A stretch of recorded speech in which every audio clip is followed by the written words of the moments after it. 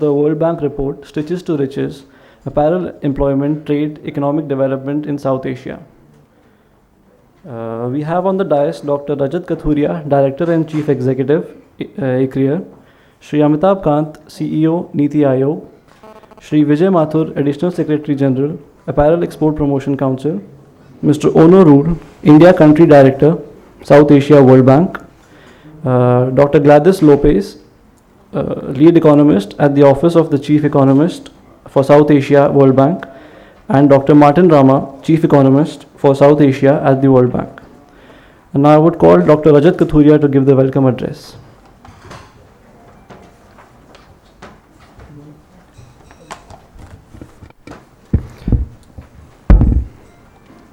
Thank you, Bhavuk. Let me echo my warm welcome to all of you, especially to those who are on the dais.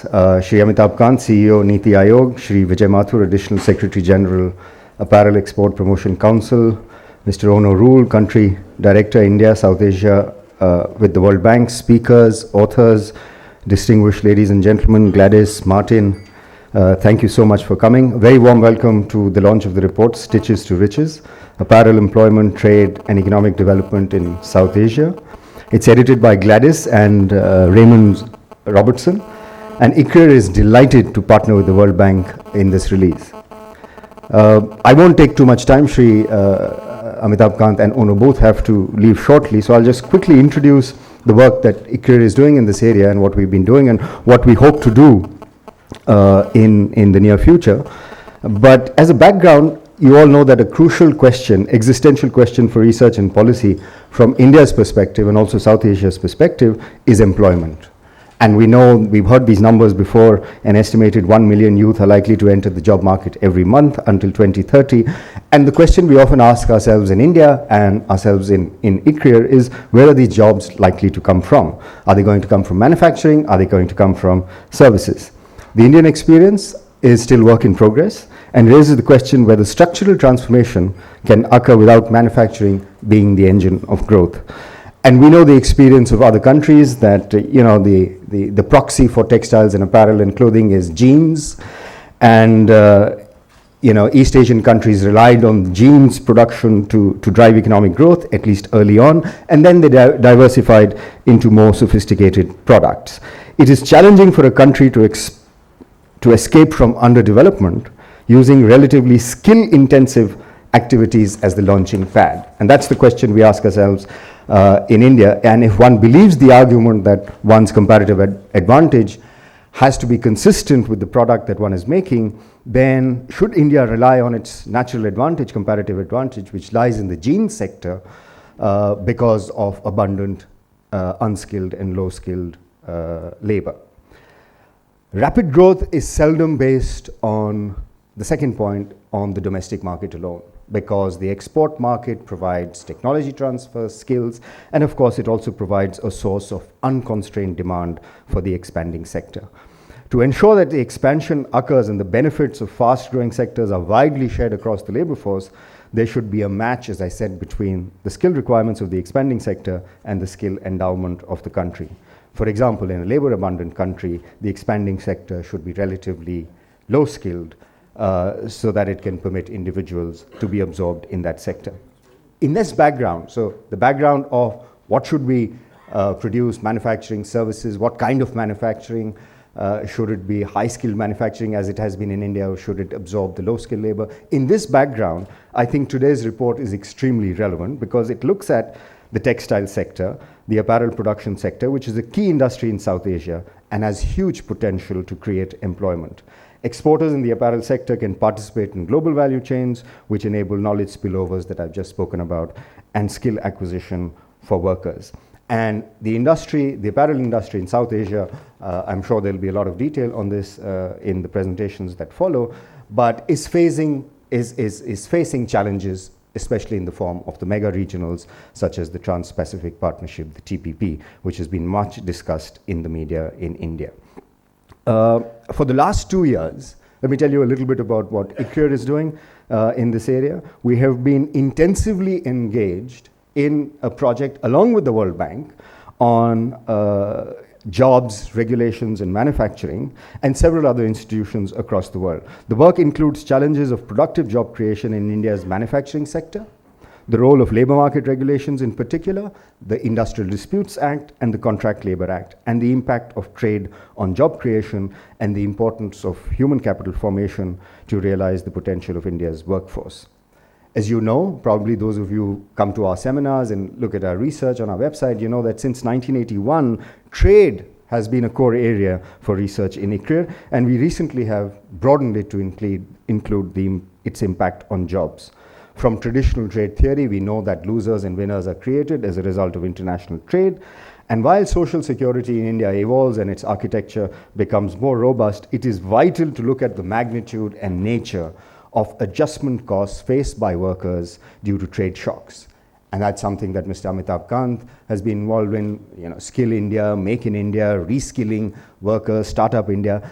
And the magnitude of these reskilling costs, these adjustment costs, will enable policy makers to design better policies to redeploy workers that are affected by these shocks. So this is an important area, not only in the report that you're about to see, but also I think it's an important area for research going forward to kind of quantify the magnitude of these adjustment costs due to these shocks as a result of greater trade liberalization. And we know that no country has become a manufacturing powerhouse without excelling in exports. The importance of domestic reform, which the government has embarked upon, is therefore vital. Make in India, Skill India will succeed, I think, on the back of domestic reform. And ICRIER is extremely happy to push frontiers to design evidence-based policy in this area, that is adjustment costs, as I said, faced by workers due to disruption caused by trade liberalization. We hope to contribute to this important area of policy in collaboration with the World Bank in the future.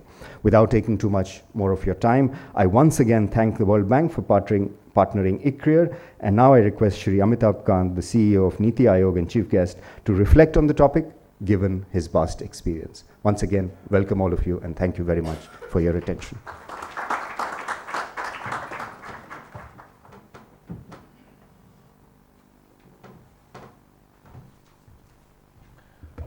Thank you, Rajat.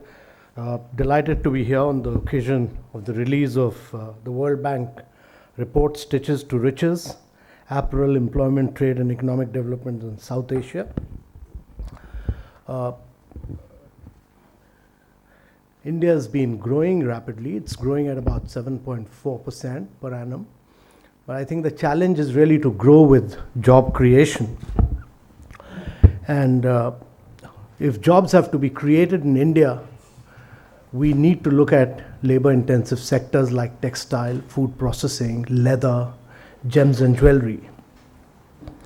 But one sector where India has a core competency is textiles and apparel. And there's no reason with rising wage rates in China that India is not able to emerge as a very major driver of growth through the apparel sector in India. And therefore, this report is extremely timely. The textile exports have been increasing from India. Actually, they've grown by about 13% in 14-15 and about 14% in 15-16. The apparel export has been valued at about $16 billion. That's almost about 40% of our overall textile exports. The apparel exports has had a share of about 40%, as I said, of all textile exports. Cotton and man-made textiles were the other major contributors with shares of 31% and 16%. But my view is that India growth has been extremely modest, and we need to make a quantum jump in this. And it will not be possible for India to grow at rapid rates despite the sharp rise in wages in China, and the benefits of the sharp rises of wages in China will continue to go to Bangladesh and Vietnam, unless and until India is not able to get into a free trade agreement with EU at the earliest. It's Bangladesh and Vietnam have a huge advantage if you're able to export to EU with an advantage of 13 to 14% duty advantage. And therefore, the point which Rajat made is that very few countries across the world have grown for long periods of time. Your manufacturing is very directly correlated to exports. And if your exports do not grow very rapidly, it will be very difficult for manufacturing to grow. And if manufacturing doesn't grow, it will be very difficult for your GDP to grow over a long period of time. And therefore, it's important to understand this dimension, because many people talk as if domestic market is a solution to many of our problems. Yes, for a short period, yes. But no country in the world has grown for long periods without exports. And the big markets are out there. The value, unit value realization is 10x of what you get in the domestic market if you're able to penetrate global markets. And therefore, it's very important to push for exports. And exports are very difficult to push for without trade agreements today. Trade agreements have become far more comprehensive. They have become integrated. They cut across not merely exports, but investments, intellectual property. All these permeate through our foreign trade agreements today. And therefore, my view is that it's very, very necessary for us to push a win-win agreement with EU in the short term, and in the long run raise our standards across sectors.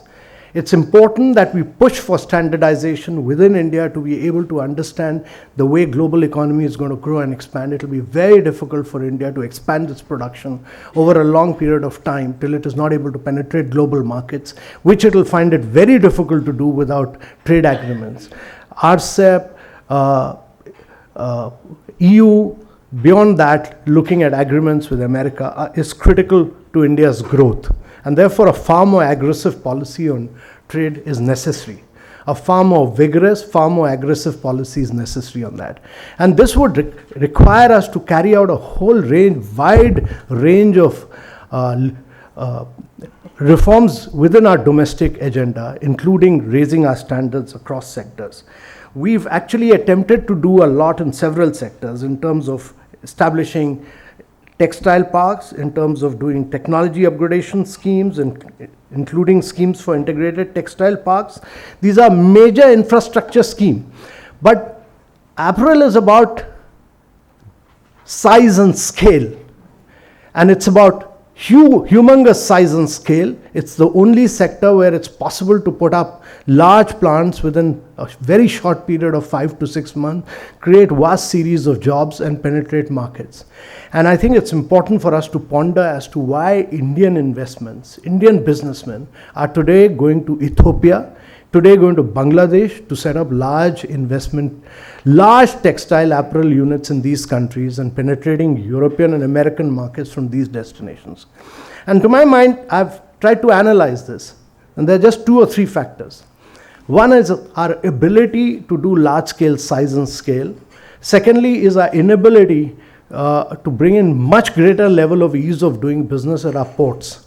It's very important to understand that it's easier to turn around your vessels and put goods into European ports, American ports for apparels at much easier cost. Every single hour matters. Every single point matters. And therefore, on the export side, we are still taking 3 days to 4 days more than what Bangladesh takes in terms of putting our goods into the ports. And thirdly, to my mind, it's critical that the size and scale is important. If you talk to new investors like H&M, and H&M, Uniqlo is sourcing from here. H&M is sourcing in a very large measure. H&M sources from Bangladesh. H&M sources from Ethiopia. But H&M's basic point has been that it's willing to work with suppliers here, raise their quality, upgrade them. But the differential in terms of duty structure from Europe, they'll find it very difficult. They feel the quality is much better here. The products are much better here. But it's important that we are able to compete with Bangladesh and Ethiopia in these markets at the right price levels, and therefore it's necessary. So to my mind, it's possible for us to do this. It's very, very possible to do this, but we need to take a far greater integrated perspective around this. It's better to compromise on wine and cheese and on large vehicles but to push for our apparel exports with Europe so that we can penetrate these global markets, because this is one sector which will enable us to create large-scale jobs at very cheaper rates. Second is a very critical focus on trading across borders in our ports.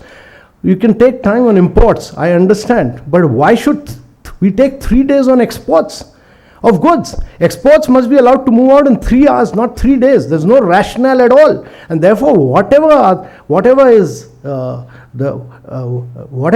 holding back our exports in terms of custom clearances for 3 days, there's just no rationale at all.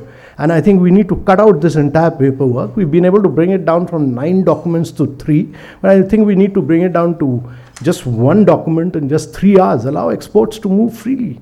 And therefore, the turnaround time at ports and bringing in efficiency, much greater level of economic efficiency at ports is extremely critical for this.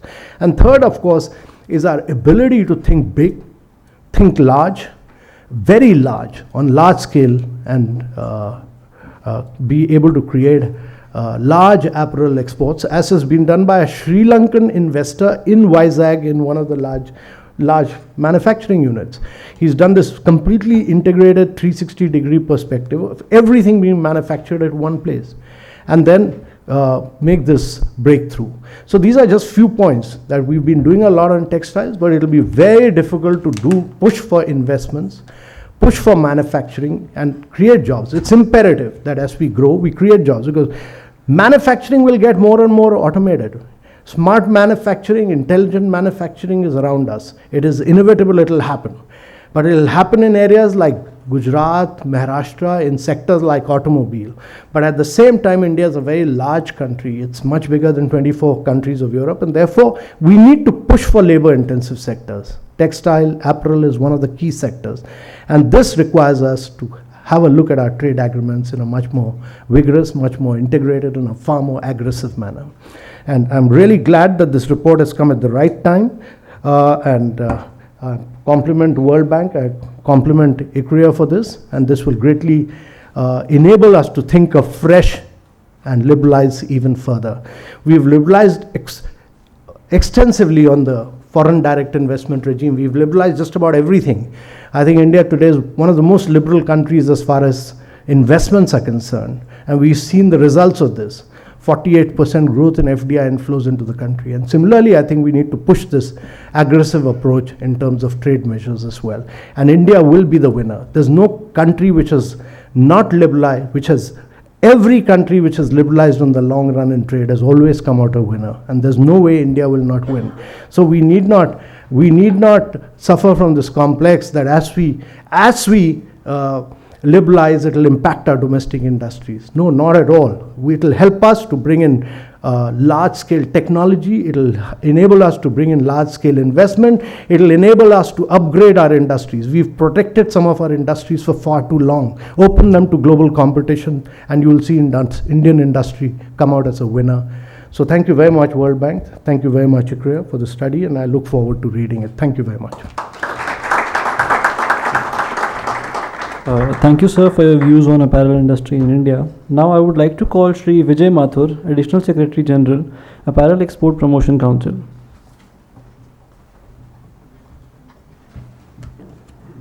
Thank you, and once again a warm good morning to everyone. I take on from 2 points what Mr. Kathuria said about the global value chain, and what Mr. Kant has said about the early finalization of EU FTA with India. I was a part of a delegation to Brussels in the mid-April, where the DG Trade, which is a body equivalent to what is the entire textile from India, is equally interested to go for the FTA. So the trade-to-trade people are very happy to do that. I feel that there is some impediments between the governments who are going to finalize this. So maybe that's a need of the hour. Trade from the both sides is anxious that this should happen. Stitches to Riches is a very timely report, and its involvement by the World Bank makes it more important. I'm thankful to Mr.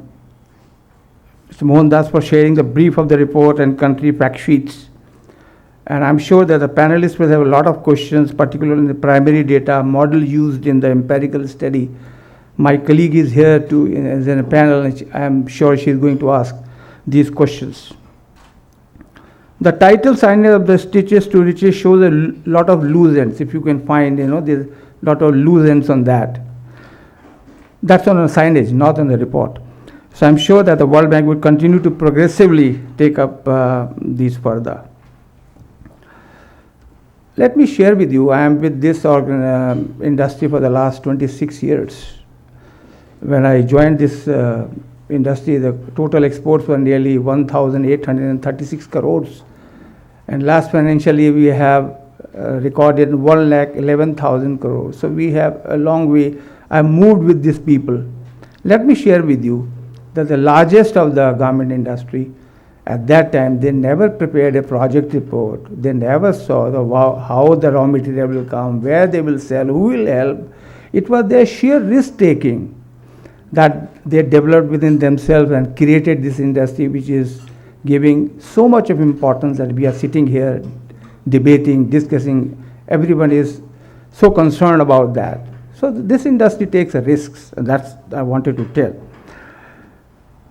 I will just touch upon the 2-3 issues which have just emerged, like the global value chain that Mr. Kathuria said, the maximum retail price. Now that's there in India. It's a packaged commodity. If you buy a biscuit, there is a maximum retail price. If you buy a dress, again there is a maximum retail price. Now look at it, the laws of European Union, they don't prescribe anything on the price. It is voluntary. You put it 35 euros or you don't put it, it is not mandatory. It is for the person to decide. Now this same person, there was a mention of H&M. Now they want to sell in India. Now they feel that, oh, I have to put a maximum retail price. What is that? Why you do this? These are some of the questions which we need to address. Maybe we need to change our policies. It doesn't require any monetary kind of a thing. It requires some introspection within some division who does not know what's happening. So that maximum retail price on a packaged commodity, on an apparel is an issue. If we really want to have a global value chain, in my view, scrap it. Today itself, scrap it. And it is for and the moment you scrap it, you scrap the branded duty, because that says if it is 1,000 rupees maximum retail price and above, it will be chargeable to excise duty. So it takes care of the duty portion also. Second issue is about the size.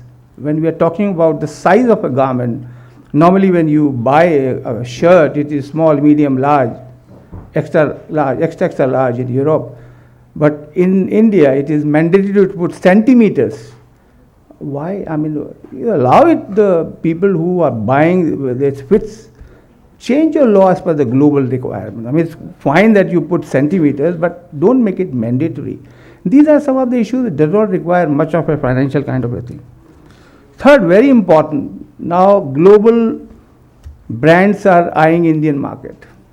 They are setting up their own offices, they are setting up franchises, they are setting up people who can look after their buying within India. Not only to source from India 90% for overseas, also to sell within 10%, 5% in India.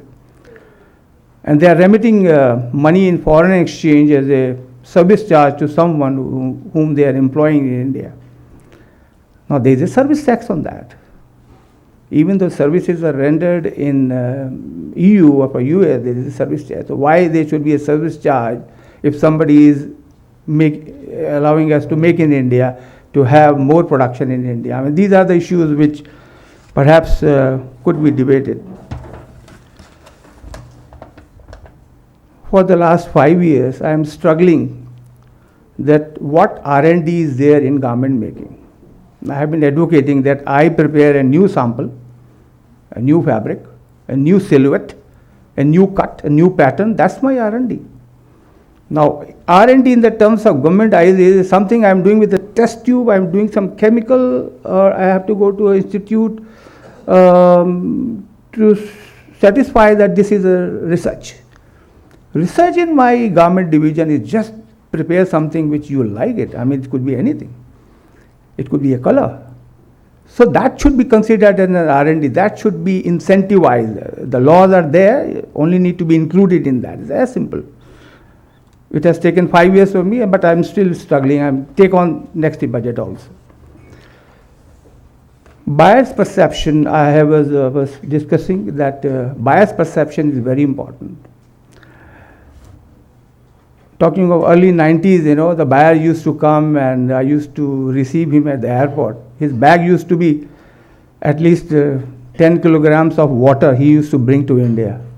He said water is no good in India. Now that perception has gone. The perception is now India can provide very good water. Perception is that the buyer says, oh, it takes 3 minutes for me to be out of your airport, IG airport. Wonderful, wonderful. But as rightly said by Mr. Khan, that it takes 3 days to ship out a merchandise. Same set of people, same set of custom officers, same set of atmosphere.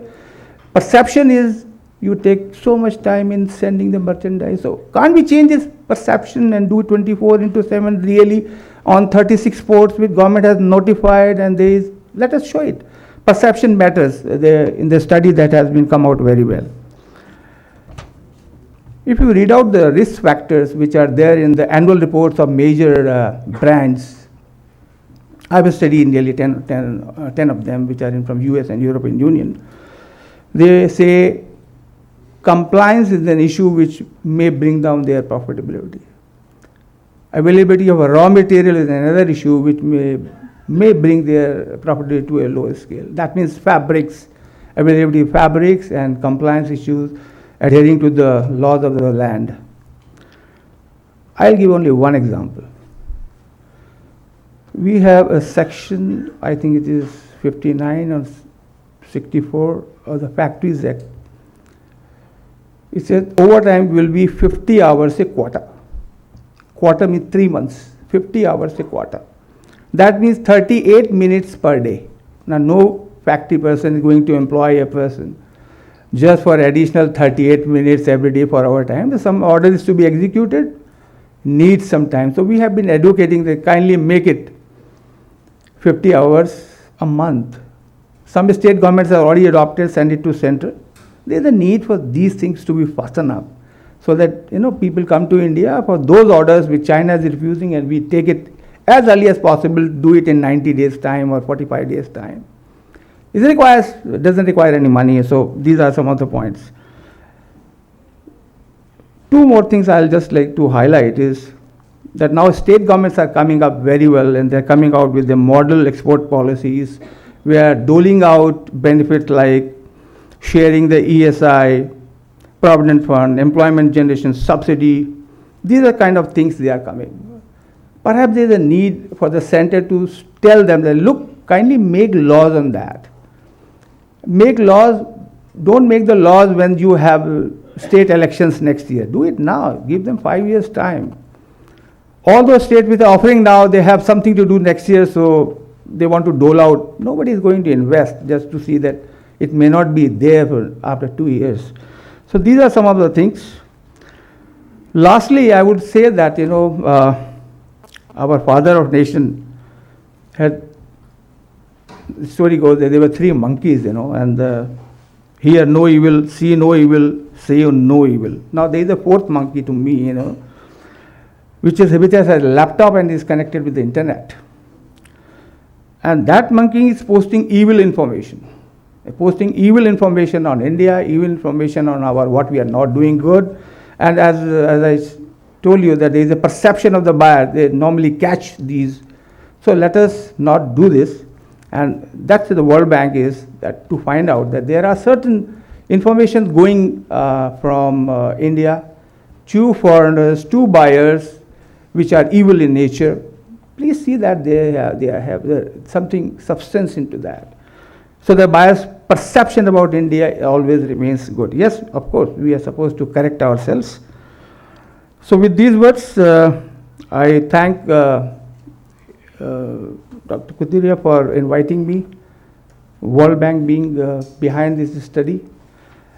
And then as an Apparel Export Promotion Council will always be behind providing information, statistics. Our senior officer will be here to be a panelist. And I'm sure that this report will be much helpful in the policymakers in the government of India, the businessmen, and the people like Export Promotion Council to take advantage of that. Thank you, gentlemen, ladies and gentlemen. Thank you, sir, for your insights. Now I would like to call Mr. Ono Rule, India Country Director, South Asia, World Bank.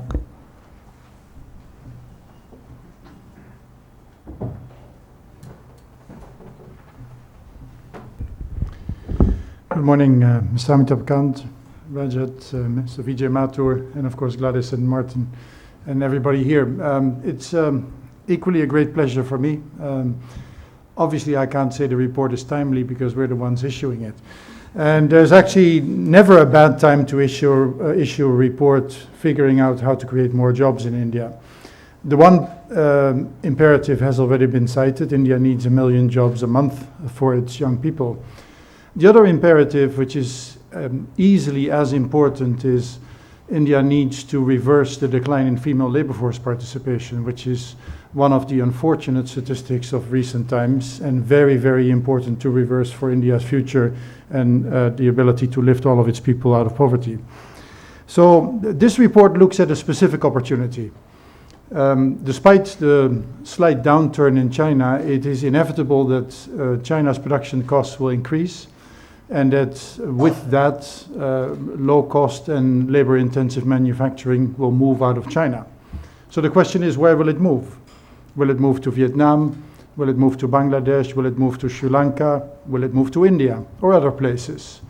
Well, the trends we've seen are favorable for all these countries, but unfortunately, relatively speaking, the least favorable for India. And the question is, how can we change that? And Gladys will show an analysis that explains that, because this is actually meant to be a very practical input into policy thinking.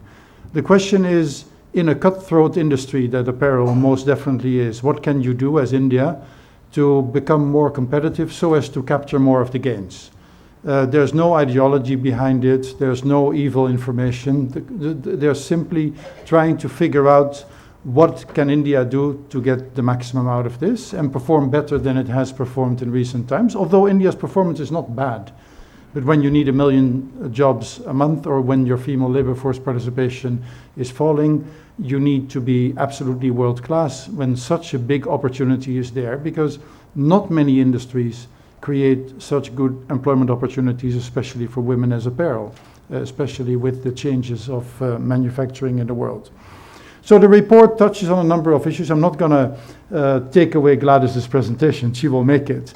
It will speak about free trade, not just for exports, but also for imports. Because although India has great fabric inside India, it doesn't have all the fabrics that the global markets demand, and Gladys will talk about that. Mr. Kant talked extensively, as did Mr. Katuria, about the importance of exports. It's obviously a great disadvantage if you have higher tariffs in your export markets than your closest competitors. So these questions are most definitely on the table. Other questions that are on the table are that of productivity. And India's industry, not just in apparel actually, is significantly characterized, other than the major houses, by very small plants relatively and low productivity. In a cutthroat worldwide competitive industry, that is not the way to win the competition. So the question is, what holds back firm growth and productivity in this sector as well as in other sectors in India? The good news is, Mr. Kant and I have worked on this a lot in his previous job. The government is already doing a lot, because the doing business reforms and related investment climate reforms are precisely designed to make it easier for firms to grow. And then, of course, there's connecting to global value chains, because India's domestic market is absolutely very important, and I'm a big fan of pointing out that a lot of growth, especially in a subdued international climate, can come from domestic markets. But it is certainly the case that with all the good economic news that is there in India, the one news that is not so good yet is that of exports. And it is really important to note that when you're in the phase that India is in your economic development, you need those 30 years of sustained growth to lift everybody out of poverty and benefit from demographic dividend. It cannot be done without healthy export growth. And therefore, some of the things that Mr. Kant pointed out are equally important.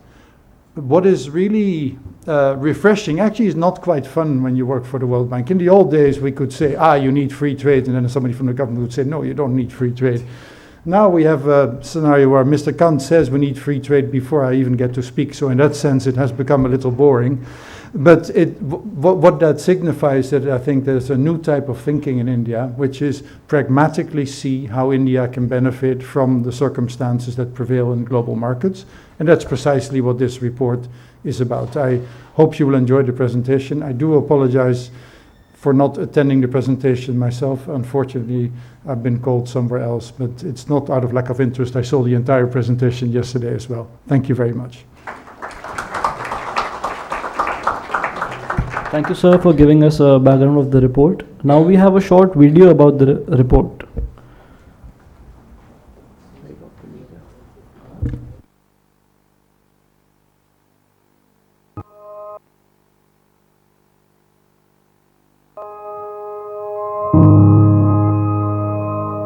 Today, a fifth of the world's population lives in South Asia.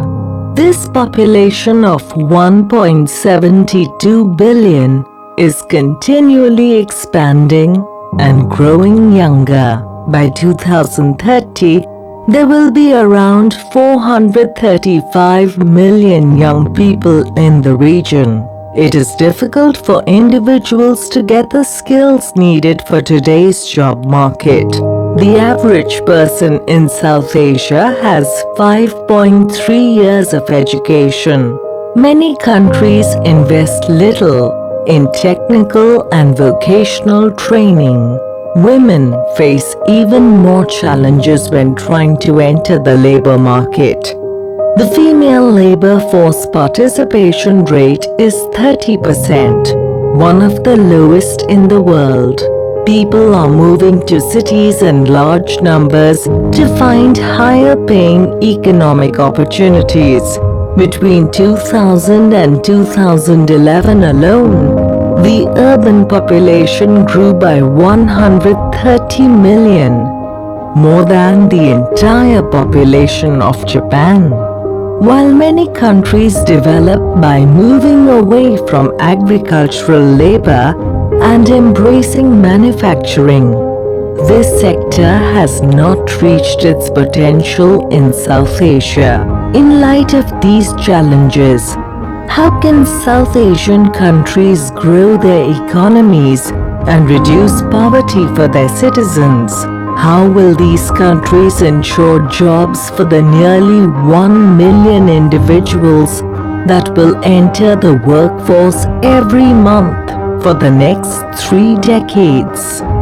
Today, apparel manufacturing is one of the most promising ways to create jobs for South Asia's expanding population.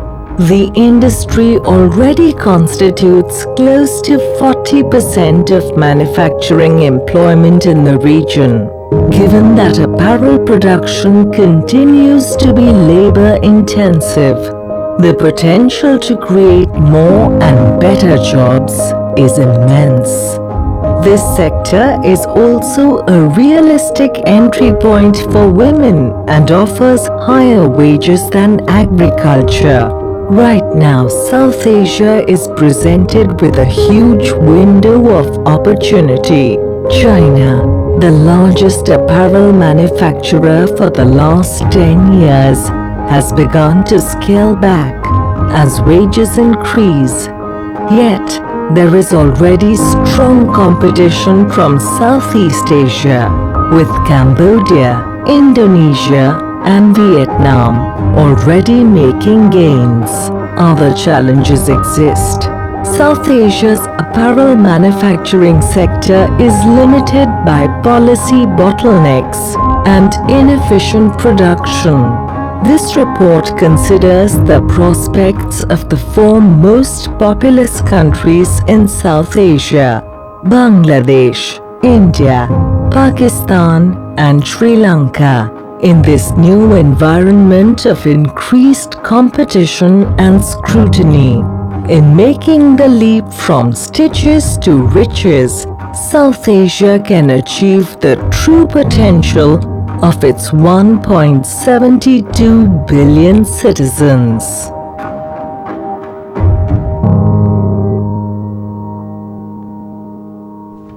Now we have the release of the report and the presentation by Gladys after that.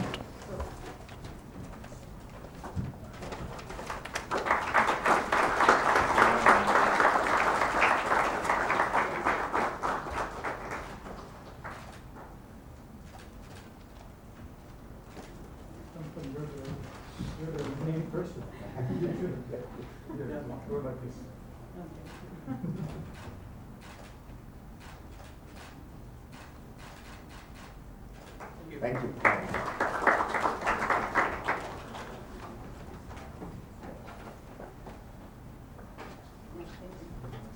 I would like to call Dr. Gladys to present the report.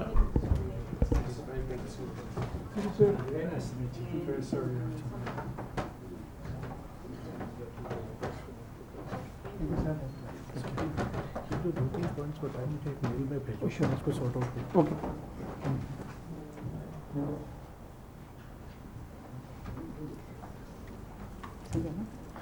So thank you very much, and thank you for coming to the presentation.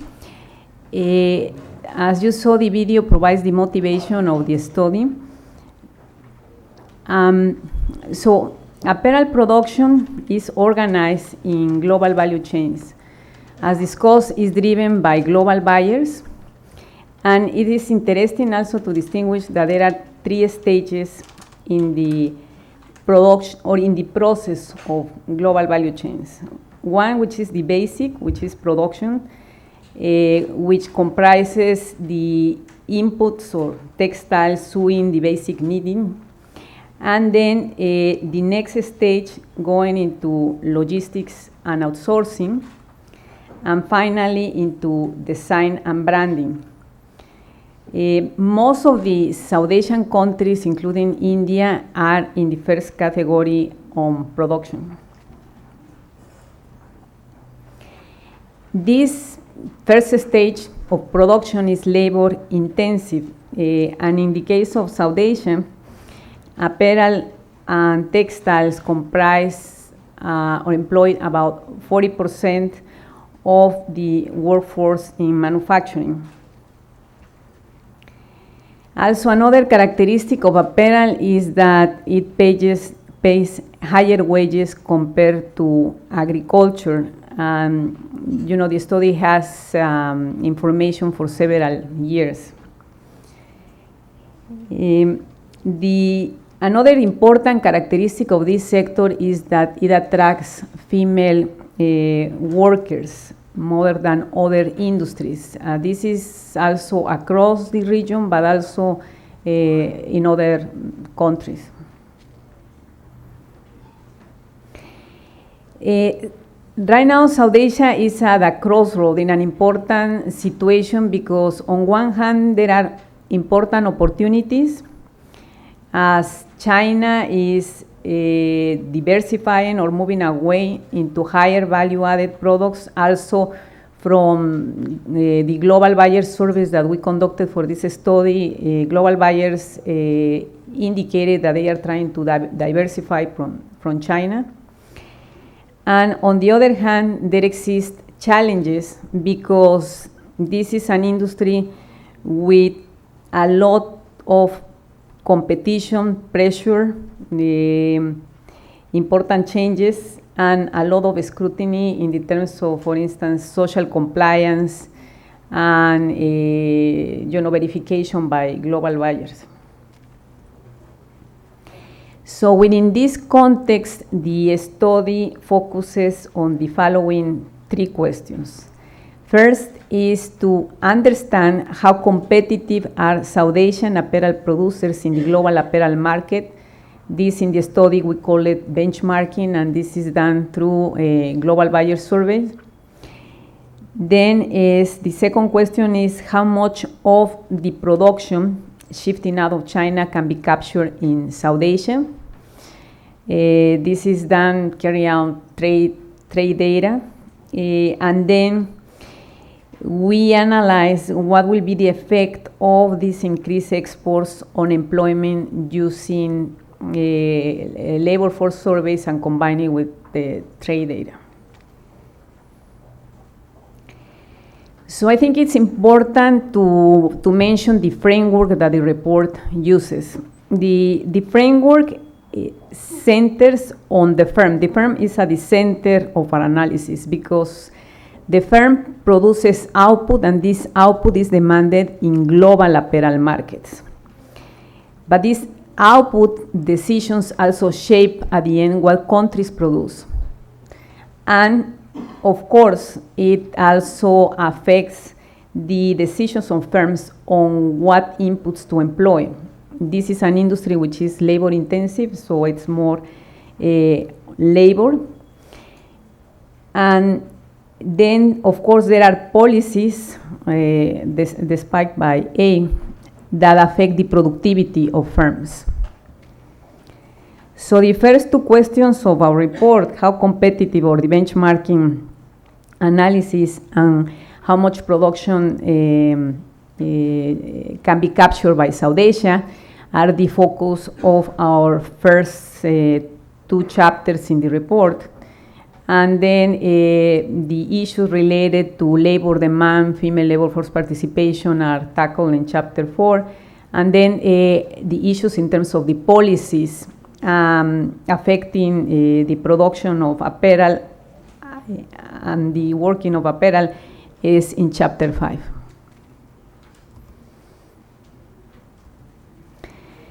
So the first part of the report is in terms of the benchmarking, or how competitive are Indian apparel producers in the global market. So I think this figure is very telling because the first point to emphasize is that China still holds the lion's share of global apparel. No? It is still a very large player, and of course global buyers are trying to diversify, and China is trying to scale down or moving into other industries, but it still is the lion's share of global apparel. Another interesting point is that after the multilateral fiber agreement, South Asian countries did very well, despite many kind of uncertainties, whether South Asia could be able to keep up. South Asia did well.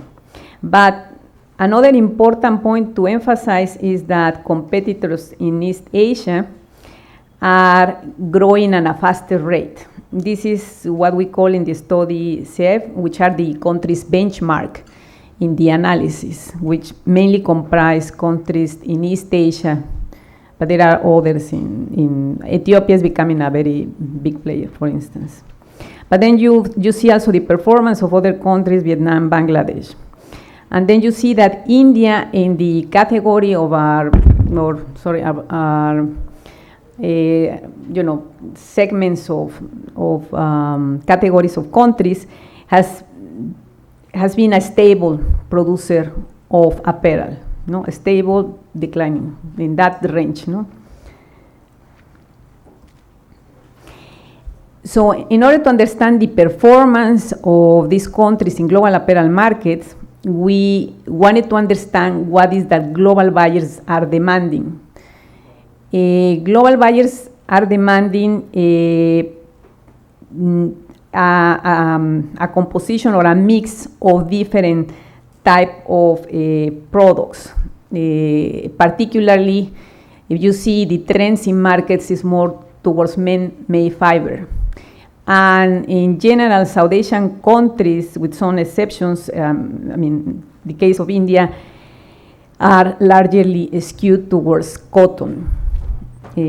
So that's an important thing in terms of how you fare with respect to this global trend. Then we also ask global buyers in terms of factors that are important for them in terms of outsourcing. And then there are two categories of factors that are related to cost and non-cost factor. In terms of cost, you see here the countries for which, well, for this particular presentation, we despite the information, some countries in the region and some countries from East Asia.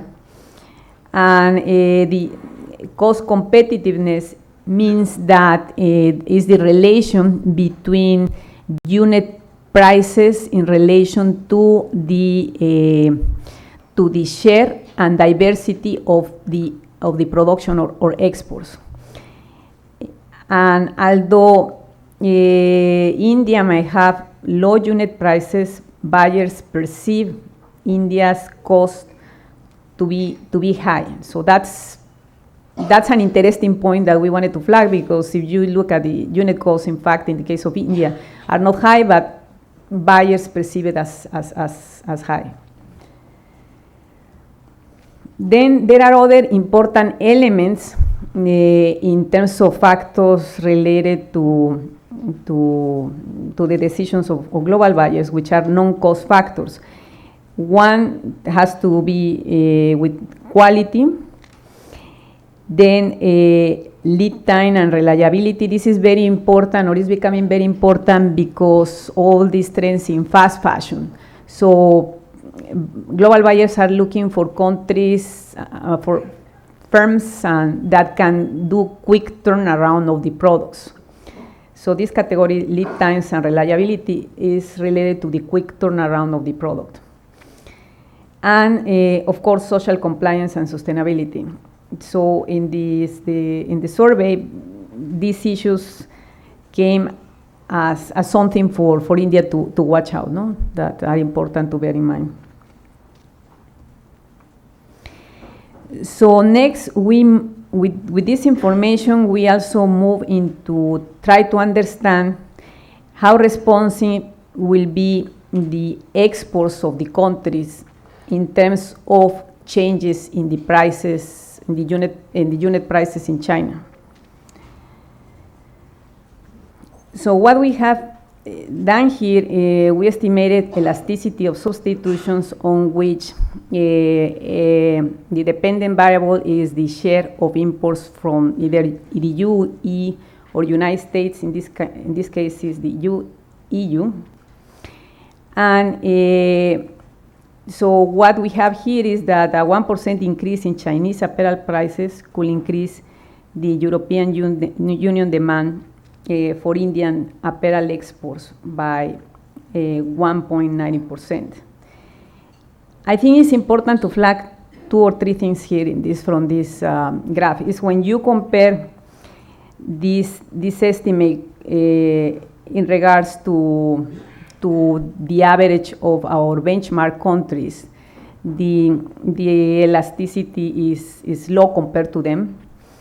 Of course, India does fare better than other South Asian countries. So no all is bad. I mean, there are goods and bads, and this also reflects how similar are the exports of India compared to what China is producing with respect to the EU market. Then we performed the same exercise for the United States. So it's the share of imports from the United States for each one of the countries, and then analyze what will be the effect of an increase in Chinese apparel prices. You see that in this case, the increase is 1.46%, and that other countries that might be more integrated or linked with, with the United States, Cambodia, Vietnam, will do better. So then we move into trying to understand what this increase in exports or output will mean in terms of employment. So it's using labor demand equations. And here we said, well, okay, using these estimations to understand what will happen to the firm labor demand. So if a 1% increase in output or exports could increase the labor demand by 17%, which might be or look low with respect to the other countries, but I think it's important also to put it in perspective, because given the large pool of workers or potential workers that this industry can attract, even an increase in this dimension of 0.70% is an important one. Then we combine the elasticities, and this is what tells you the whole story of what will be the 1% increase in Chinese apparel prices at the end of the firm demand for labor. So we have also the estimates for male, female, apparel, textile, formal, informal. No? So all that is in the publication. So you will see here that is in the range of 0.25 to 0.33%. Of course, these estimates are not negligible, because they, given the pool of potential workers, it is something that could be sizable. And then with this information, we also estimated labor force participation equations and see what will be the effect of an increase in wages on female labor force participation. That's the estimate of 19%. Also is in the book, we did it for all the countries in the analysis. If I recall correctly, India comes third or fourth, but is responsive. I mean, it's a good thing. I mean, that is responsive to attract more female labor into this sector. So trying to put all these things together is moving forward, what can be done in order to boost apparel production in India. So one thing which is important is that there needs to be a better integration into fiber, into textile and apparel. Why? Because, I mean, India has a natural advantage of having the inputs here. In other countries, Vietnam and Cambodia, they have to import. So you have it here, but it's not integrated. So that is an additional burden or cost and breaks the chain. No? The second is what we have seen from other countries and also from talking to global buyers is that SMEs are the firms that can have the higher flexibility to do quickly turnarounds. This fast fashion of changing, the whole complete industry fashion from one season to another, you need to have the flexibility to adapt, and SMEs are seen to be like the best one in response to this need. Also, India has this pool of workers that could help them to move along the value chain, not only stay in production, but move into the design and branding, which is something that China did. At the beginning, concentrating production, but now they do everything, and there are some countries that are doing everything, so it's possible to do that. Of course, something which, there has been a lot of debate, but is there in the numbers, is to reduce tariffs and import barriers to ease made fiber. Some of the countries, even in the region, do not have this tariff. No, it's India, which is about 10%, which is also hurting the industry. And then diversify, I think, the previous speakers mentioned about market access, to increase market access, which can be through, trade agreements.